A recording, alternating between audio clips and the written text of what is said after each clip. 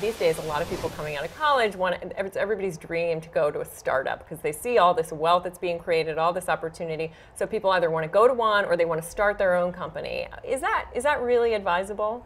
Well, there's always a risk when you go to a startup, but you're right. I mean, again, it's almost back to 1999. Everybody wants to do a startup, and I think particularly this generation, the millennials, are really interested in it. I think today people don't expect to get a job and be at a company for the rest of their life, and there's sort of a distrust of that.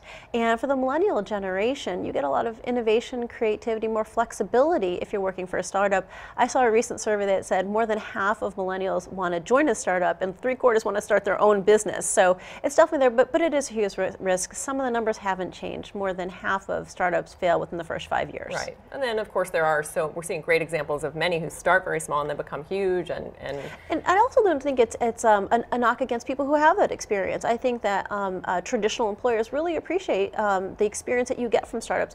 You learn a lot of things as a person in a startup that companies that have been more established try to be more nimble. So I think there's a lot of back and forth between the two. Absolutely. You get a lot of exposure to a lot of different sides of a company. Yes. So I want to switch to brass tacks now. So what is the latest research saying about what you should do and not do during a job interview? How has that changed? What are some basic kind of do's and don'ts for people that are going to get back out there this year? Well, I think one of the things that people really don't realize is the percentage of job hires that come from employee referrals. Everyone knows you should network, but what you really should do if you want to work at a particular company is find out who works or make a connection. Something like 44% of new hires are made from employee referrals. So that's what you want to target. Someone who works at that company, they have good inside information, they'll help you decide whether it's a good fit.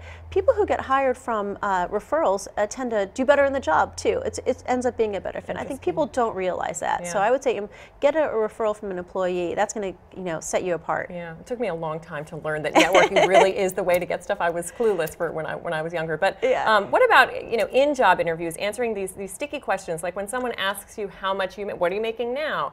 You don't need to answer that, right? That's right. In fact, you shouldn't be the person to put the number out there first. And the reason is, if you guess the low end, they're not going to tell you if you guess the low end of the range, and you're going to leave that money on the table.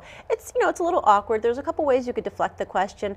If someone asks you, well, what are your salary expectations? To say, what is budgeted for that position? What are your expectations? If they ask you what you earned in your previous job, say, I don't think the responsibilities are the same. So let's talk again about what you think the range is for this position. But behind all that, you should go into a job interview having as good of a sense as possible of what that what that salary might be. And again, that's where your insider info comes from. Right.